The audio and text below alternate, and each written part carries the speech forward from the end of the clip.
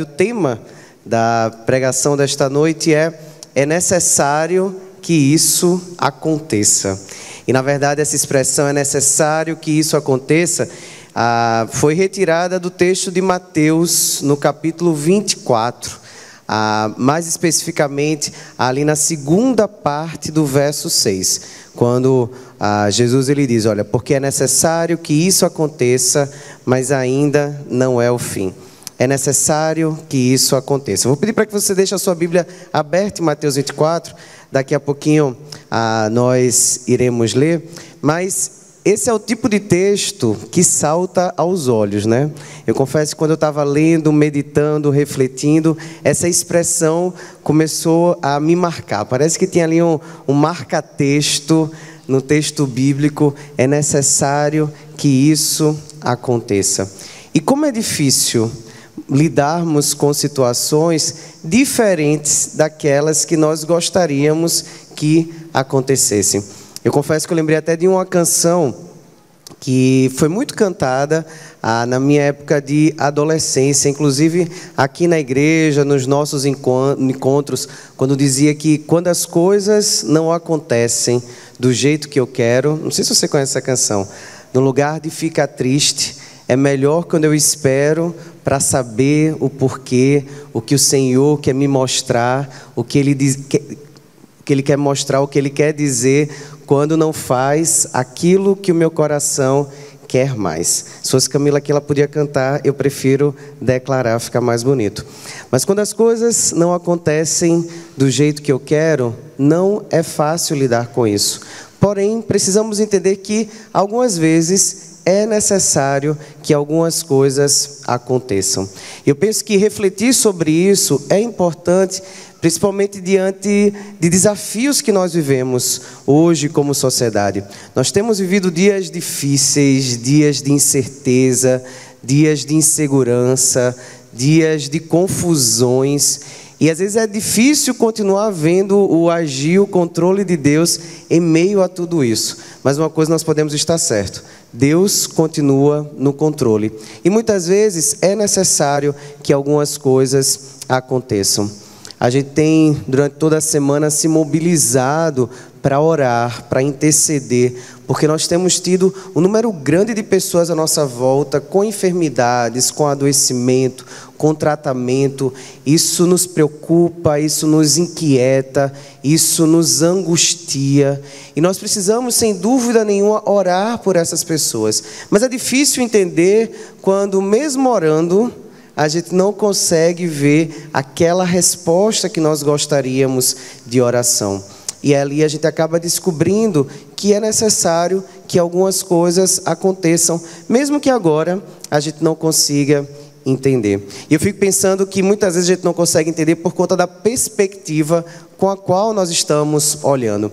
E aí uma coisa que eu fiquei pensando é que geralmente a gente começa a tentar identificar as coisas, a interpretar, a entender alguns porquês e paraquês a partir da nossa perspectiva, a partir do eu, né? Daquilo que eu entendo que seria bom, daquilo que seria o melhor, daquilo que é a minha vontade. Eu começo a olhar dessa perspectiva do eu, e quando as coisas acontecem de maneira diferente, a gente não consegue entender, porque parecia que aquilo era o melhor, parecia que aquilo fazia sentido, parecia que aquela cura, aquela porta de emprego, aquele pedido era o melhor para mim, para a nossa família. A gente ora tanto, nós temos buscado viver uma vida de santidade, temos buscado participar de maneira tão fiel.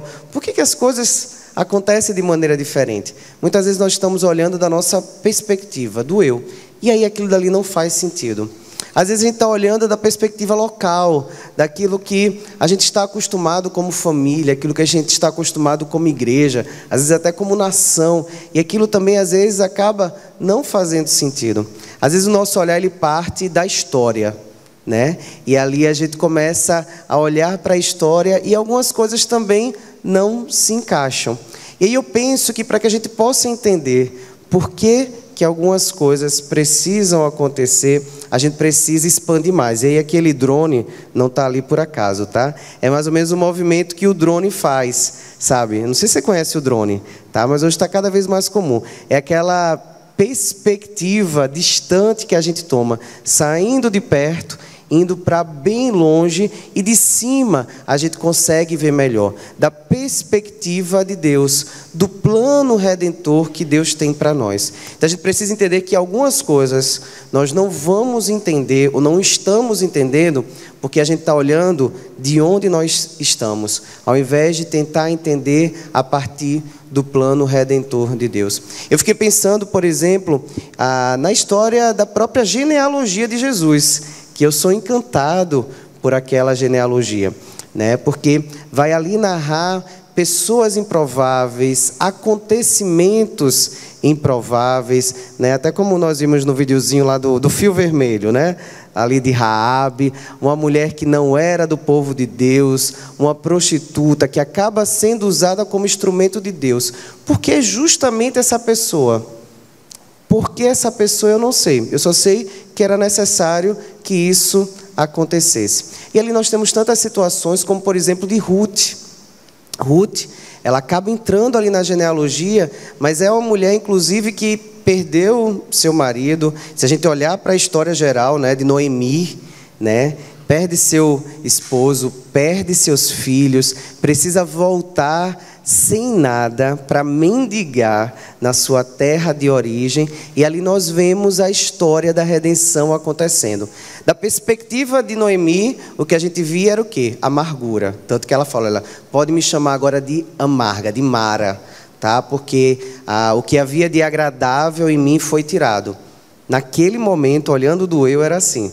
Mas olhando do plano redentor, a gente consegue perceber depois que Deus estava ali construindo a sua história para que a partir ali, inclusive da participação de Boaz, da entrada de Boaz naquela história, Cristo pudesse vir a ser gerado lá na frente. Então nós precisamos entender que, dependendo da perspectiva pela qual nós olhamos, nós vamos conseguir entender ou não o porquê algumas coisas acontecem. E se você não está entendendo o porquê de algumas coisas acontecerem ainda assim, só há um movimento a fazer: esperar, acreditando que o Deus da história está escrevendo, tá? E faz sentido lá de cima, esse drone celestial. Daqui a gente não entende, mas lá de cima faz todo o sentido. E é por isso que lá em Mateus, o evangelista ele faz questão de transcrever, de apresentar, né, todo esse relato de Jesus, né, um longo discurso de Jesus falando sobre acontecimentos futuros. E se você seguiu a minha palavra, sua Bíblia deve estar aberta em Mateus 24, e eu quero ler junto com você a parte deste capítulo, tá certo? Diz assim a palavra do Senhor: quando Jesus saía da área do templo, seus discípulos lhe chamaram a atenção para as diversas construções do edifício. Ele, porém, disse: estão vendo todas essas construções? Eu lhes digo a verdade, elas serão completamente demolidas. Não restará pedra sobre pedra. Mais tarde, Jesus sentou-se no Monte das Oliveiras. Seus discípulos vieram até ele em particular e perguntaram: diga-nos, quando isso tudo vai acontecer? Que sinal indicará sua volta e o fim dos tempos? Jesus respondeu: não deixem que ninguém os engane, pois muitos virão em meu nome dizendo: eu sou o Cristo, e enganarão muitos. Vocês ouvirão falar de guerras e ameaças de guerras, mas não entrem em pânico. Sim, é necessário que essas coisas aconteçam, mas ainda não será o fim. Uma nação guerreará contra a outra, e um reino contra o outro. Haverá fome e terremoto em várias partes do mundo. Tudo isso, porém, será apenas o começo das dores de parto. Então vocês serão presos, perseguidos e mortos. Por minha causa, serão odiados em todo o mundo. Muitos se afastarão de mim e trairão e odiarão uns aos outros. Falsos profetas surgirão em grande número e enganarão muitos. O pecado aumentará e o amor de muitos esfriará. Mas quem se mantiver firme até o fim será salvo. As boas novas a respeito do reino serão anunciadas em todo o mundo para que todas as nações as ouçam. Então virá o fim. Chegará o dia em que vocês verão aquilo do que o profeta Daniel falou, a terrível profanação, que será colocada no lugar santo. Leitor, preste atenção. Quem estiver na Judéia, fuja para os montes. Quem estiver no terraço, no alto da casa, não desça para pegar suas coisas. Quem estiver no campo, não volte nem para pegar o manto. Que terríveis serão aqueles dias para as grávidas e para as mães que estiverem amamentando. Orem para que a fuga de vocês não seja no inverno, nem no sábado, pois haverá muita angústia que em qualquer outra ocasião, desde o começo do mundo, e nunca mais haverá angústia tão grande. De fato, se o tempo de calamidade não tivesse sido limitado, ninguém sobreviveria. Mas esse tempo foi limitado por causa dos escolhidos. Portanto, se alguém lhe disser, veja, aqui está o Cristo, ou ali está ele, não acreditem. Pois falsos cristos e falsos profetas surgirão e realizarão grandes sinais e maravilhas a fim de enganar, se possível, até os escolhidos. Vejam que eu os avisei disso de antemão. Portanto, se alguém lhe disser, ele está no deserto, nem se deem ao trabalho de sair para procurá-lo. E se disserem, está escondido aqui, não acreditem. Porque assim como o relâmpago lampeja no leste e brilha no ocidente, assim será a vinda do Filho do Homem. Fecho aqui o verso 27. Amém. Vamos orar mais uma vez?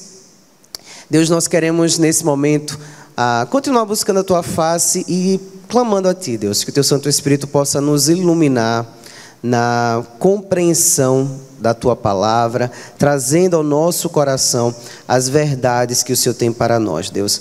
Que os nossos ouvidos, os nossos olhos, o nosso coração estejam abertos e atentos àquilo que o Senhor quer falar e possamos ser transformados pelo poder da Tua palavra.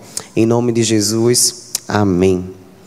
Eu não sei como é que é a sua sensação ao ler um texto como esse, né? Um texto com essa perspectiva mais apocalíptica, como nós costumamos dizer. Alguns ficam muito curiosos, outros ficam extremamente temerosos. Eu conheço inclusive pessoas que dizem, olha, eu não leio Apocalipse porque eu tenho medo do que eu vou ler e tal. E eu acho que na verdade que ler isso precisa nos trazer na verdade esperança, como na canção que nós ouvimos anteriormente, que não coincidentemente a cantora preparou.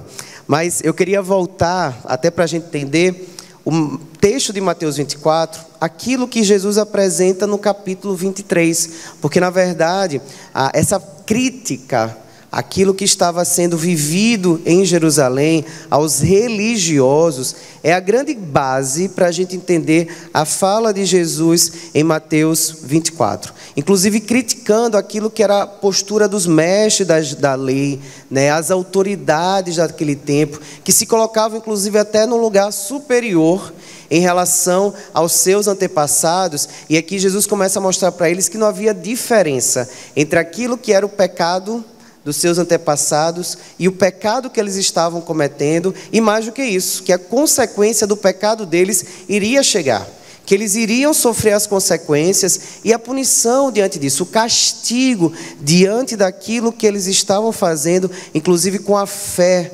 ali do seu povo.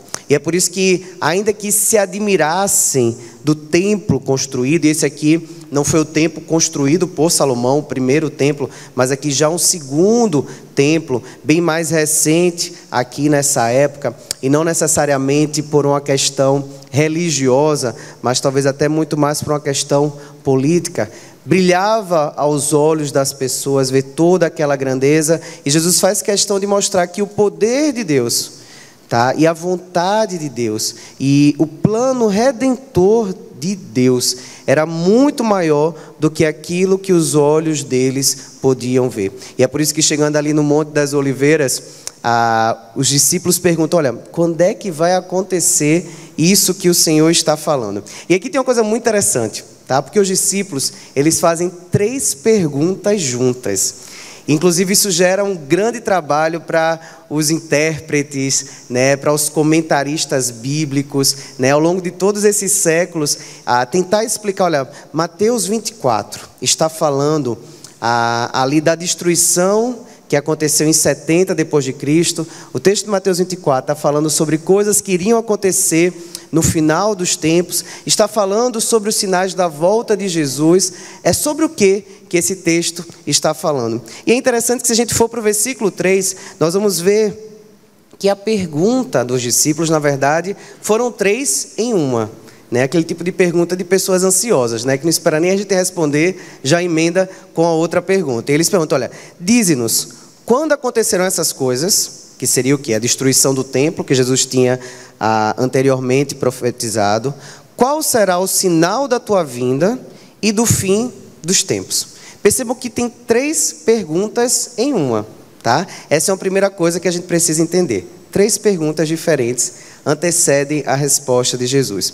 Consequentemente, nós temos também 3 respostas separadas para essas perguntas, que estão compiladas, todas elas no mesmo texto.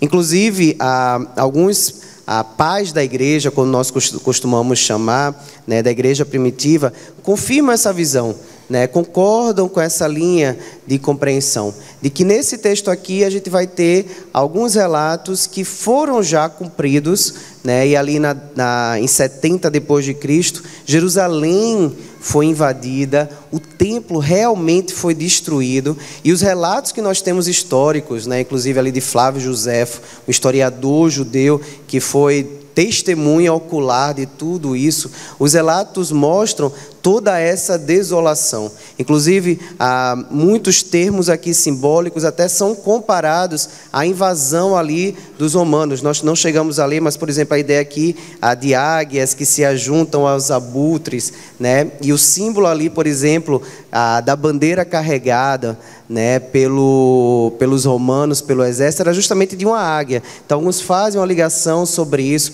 Mas o que a gente consegue entender é que Jesus ele vai separar aqui, eu até deixei ali descrito, do verso 4 ao 14, possivelmente um relato que parece mencionar e explicar um pouco daquilo que seriam os sinais dos fins dos tempos. E aqui a palavra tempos é a palavra aion, que é a palavra era, tá? Que é uma palavra que a gente usa para falar sobre um determinado período de tempo, não cronológico, mas baseado em determinados valores. É a ideia de era mesmo, tá?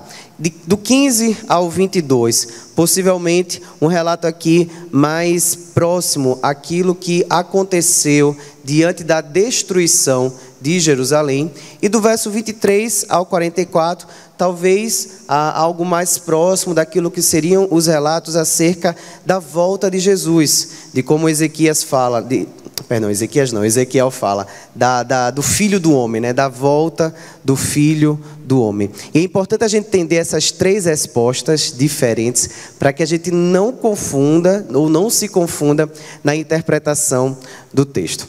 Mas diante dessa explicação, tá?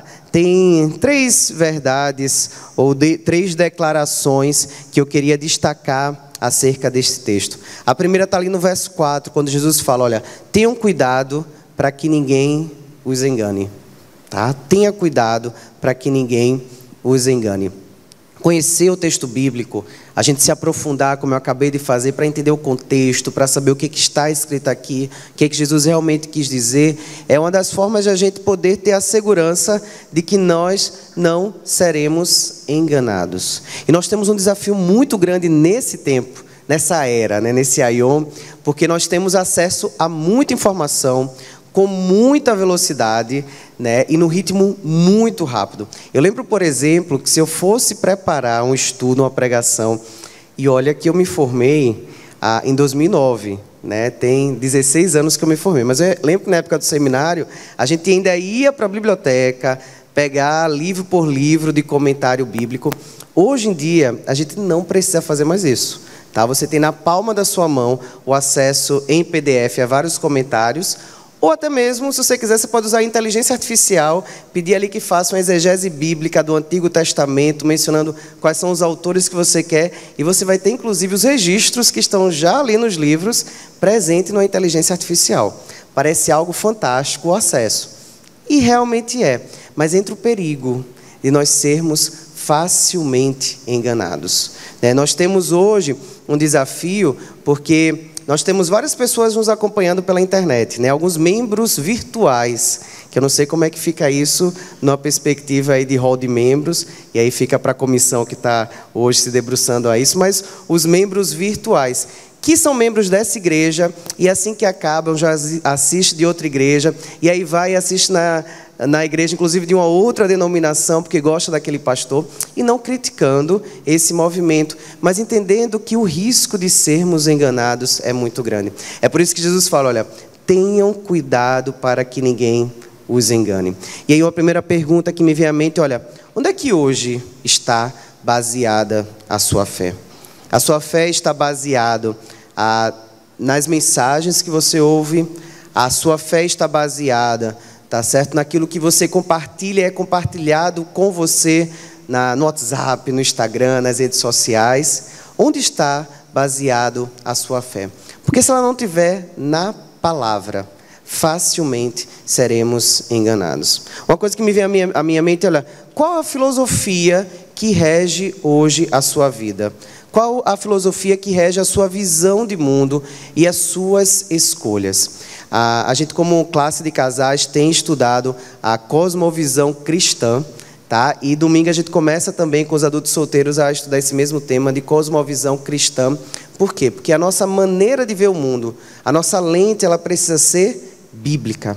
E a gente corre um risco muito grande que, diante de tantas falas na sociedade à nossa volta, nós começamos a fazer uma grande colcha de retalhos, em que a gente vai baseando a nossa fé, a nossa visão de mundo, o nosso papel como homem, como mulher, como família, até mesmo a nossa visão política, baseado no que se diz em vãs filosofias e não necessariamente no texto bíblico. E sem perceber, a gente começa, como disse aqui Jesus, a ser enganado.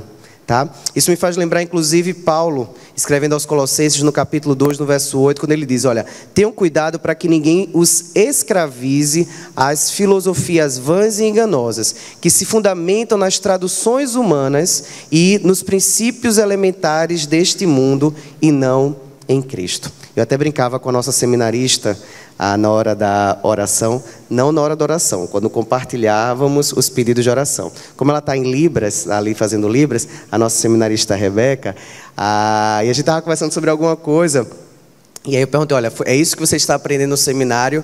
Foi isso que você estava lendo? Ela falou, não, hoje eu estava lendo sobre filosofia, mas era filosofia do seminário. E aí eu até brinquei com ela, mas ó, cuidado com o que você está lendo, viu?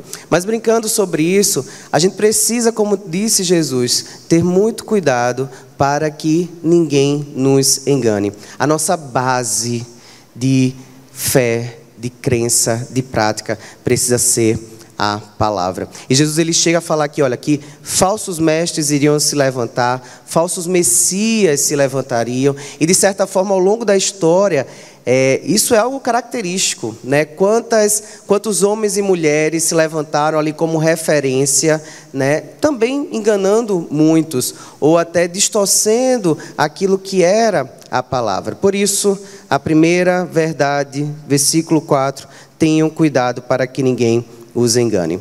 Mas uma segunda verdade a ser destacada aqui, tá? É que Jesus vai dizer que tudo isso seria apenas o princípio das dores. E eu sei que não é nada motivador ouvir isso, né? Quando a gente está passando por uma dificuldade, a gente fala, olha, mas é só o começo, é só o princípio das dores. A gente queria até ouvir que era o final, mas é só o princípio das dores. Tá? Inclusive até o pastor Roberto falou no domingo passado sobre essa questão de dor, de sofrimento, né? Perguntou, olhando, por mais que me tentem explicar, né, eu acabo não sendo convencido disso. Eu confesso que naquela hora, estudando aqui também, eu lembrei quando a gente assistia algumas palestras sobre preparação para o parto normal, onde envolve justamente esse início das dores. E era falado justamente sobre essa questão da diferença entre dor e sofrimento. E uma coisa que me chamou muita atenção era qual era o resultado daquela dor.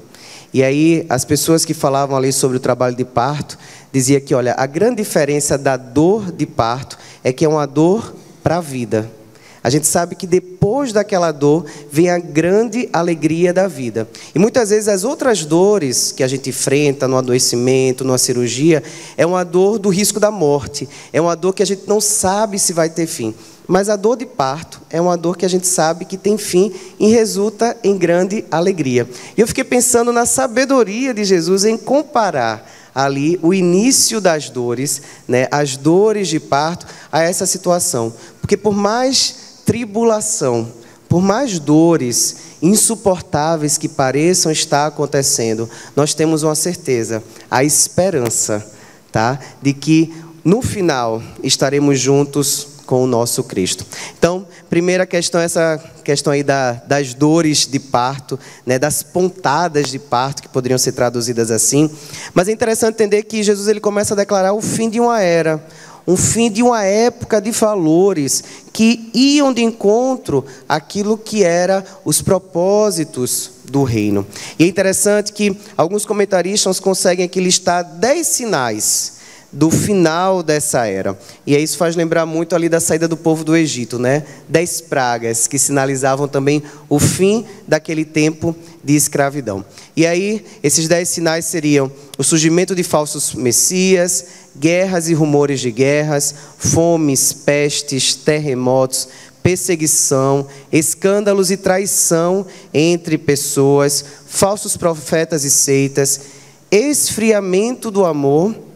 E por último, a proclamação das boas novas até que se chegasse o fim. Fim aqui tanto no sentido de finalidade, mas nas palavras de Jesus aqui também o fim daquela era, daquele tempo. E eu sei que é no momento que a gente olha para aquilo que nós estamos vivendo e a gente começa a perceber, olha, quantas coisas, né, que Jesus aqui profetizou, nós parecemos também que estamos vivendo, né? Na verdade, o mundo sempre teve, né, períodos de guerra, período de paz, período de guerras, mas parece que isso vai estourando cada vez mais intenso e perto de nós, né? A maneira como nós hoje nos afligimos e somos envolvidos com isso, e esses rumores, né, que acabam muitas vezes até tirando o nosso sono, parecem sinalizar justamente o fim dessa era, como Jesus descreveu. E aqui é interessante que quando ele fala sobre o tempo da tribulação, né, em que tudo isso aqui é vivenciado, a palavra que ele usa, tá, no grego para pressão, é a mesma palavra que era utilizada para a pressão ou o movimento de prensar uvas. Tá? Sabe aquele movimento de pisar nas uvas para prensá-las? É a mesma ideia aqui. E o mais interessante é que eu posso olhar para as uvas sendo prensadas, ou eu posso olhar para o resultado dessa prensa, que é justamente o suco de uva, né, ou o vinho. Não sei o quanto você gosta de suco de uva. Lá em casa a gente precisa fazer uma parceria com alguma indústria, porque Radassa, se deixar, é o tempo todo no suco de uva. É, você. Você está prestando atenção, né? Precisamos olhar não para a prensa, mas para o resultado dessa prensa. E é por isso que quando a gente olha dessa perspectiva, a gente começa a perceber, olha, é por isso que é necessário que algumas coisas aconteçam. É por isso, inclusive, que na nossa história foi necessário que algumas coisas acontecessem. Talvez você já tenha se sentido ou esteja se sentindo como se estivesse passando pela prensa ali da uva. Mas não olhe para a pressão nas uvas.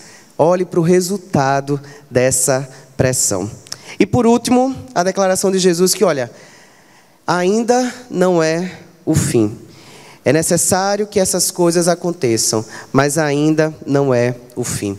E com esperança, Jesus traz algumas verdades para os seus discípulos que a gente precisa destacar aqui. Primeiro, a promessa de uma parousia. E eu não sei se você conhece essa palavra, mas é a palavra traduzida, tá? Na verdade, é a palavra no grego que nós traduzimos como a vinda de Jesus, a volta de Jesus. Mas sabe o que é mais fantástico nessa expressão? É que ela pode também ser traduzida como presença. Tá? No Novo Testamento nós temos textos como, por exemplo, lá em 2 Coríntios 10:10, que parousia é traduzida como presença. Filipenses 2:12 é traduzida também como presença.